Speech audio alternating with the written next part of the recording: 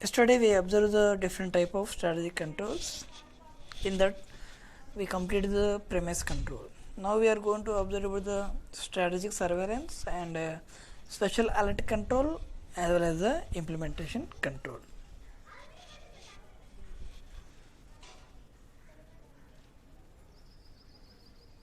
Strategic surveillance. So premise controls are focused controls, strategic surveillance are unfocused about the controls. Strategic surveillance is designed to monitor a broad range of events inside and outside the firm that are likely to affect the course of its strategy.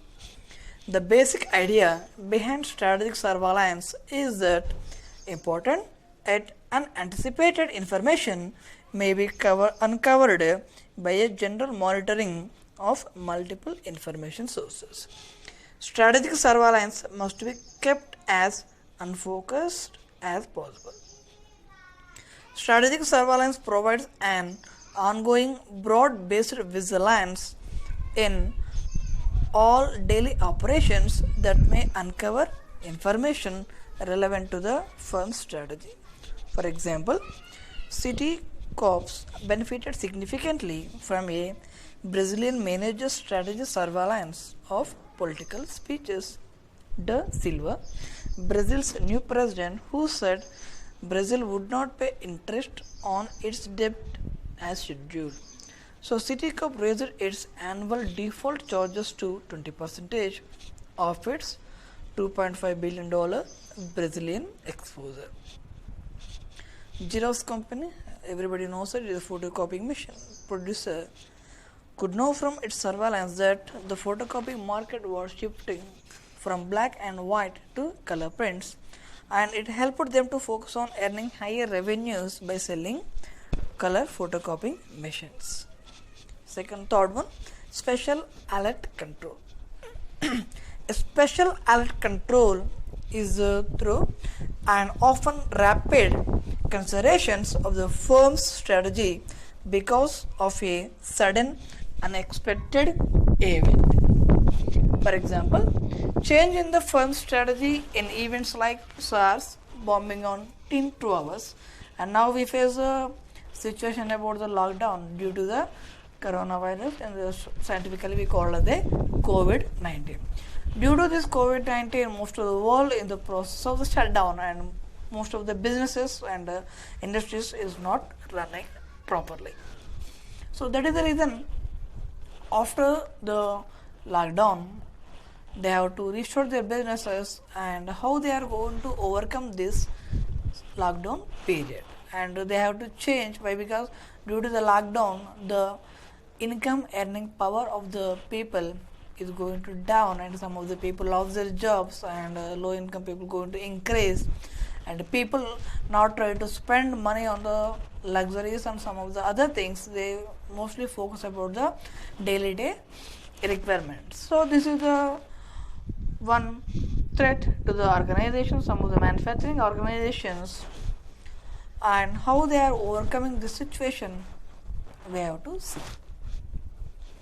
Such events should trigger an immediate and intense reassessment of the firm's strategy and its current strategic situation.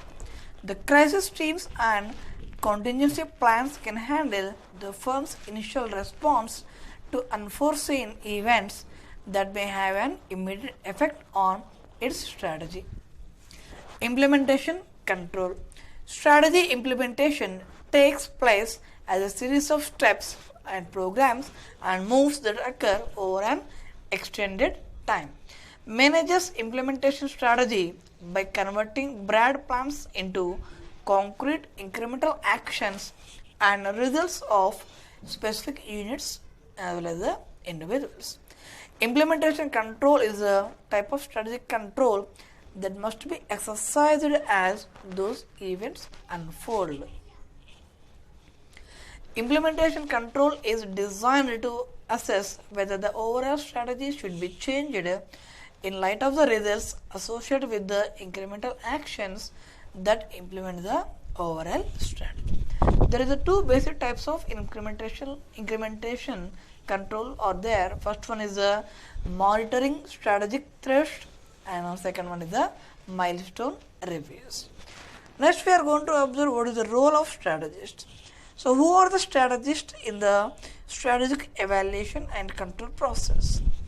And already we know that at the time of the strategic management process, the top level management is going to formulate the strategies as well as the implementation of the strategies. So most of the top level management we are considered as a strategist, as well as some of the key important persons also we are going to consider as a strategist.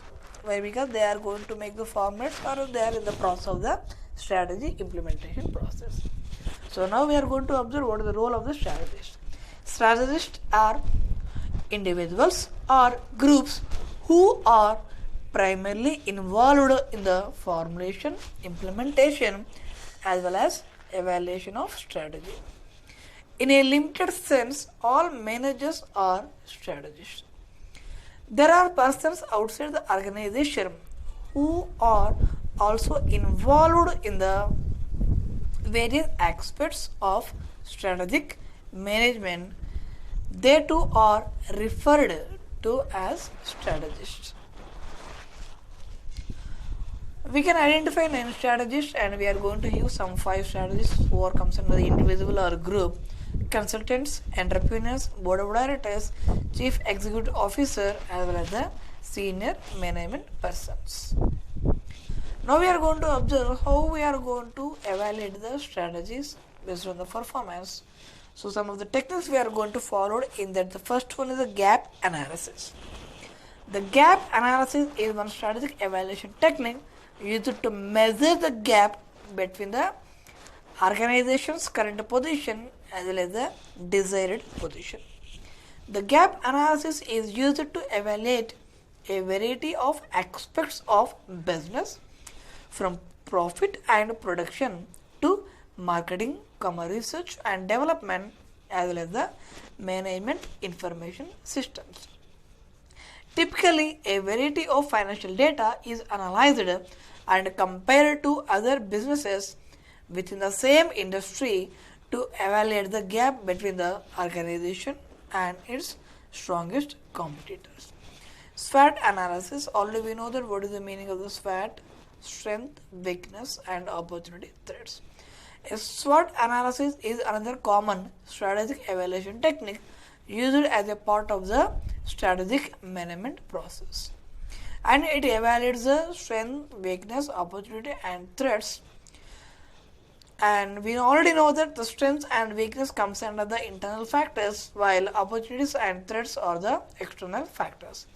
This identification is essential in determining how best to focus the resources to take advantage of strengths and opportunities and combat the weakness and threats.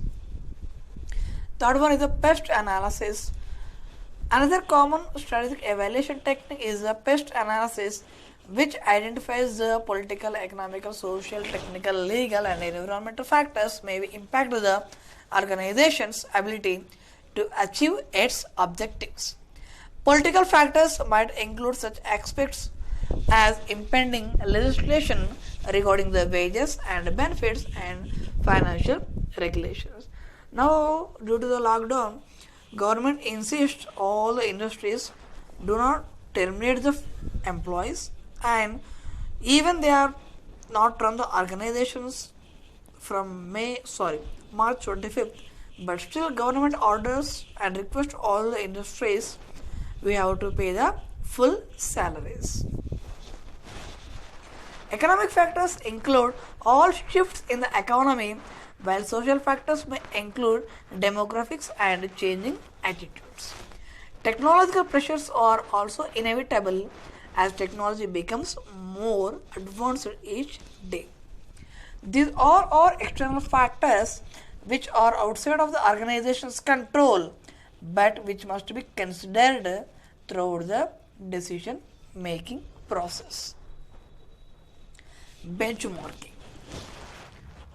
Benchmarking is a strategic evaluation technique that often used to evaluate how close the organization has come to its final objectives as well as how far it has left to go.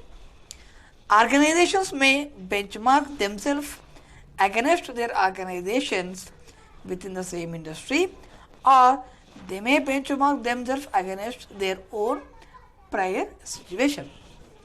A variety of performance measures as well as policies and procedures may be evaluated regularly to identify where adjustments are necessary to maintain the sustainable competitive advantage.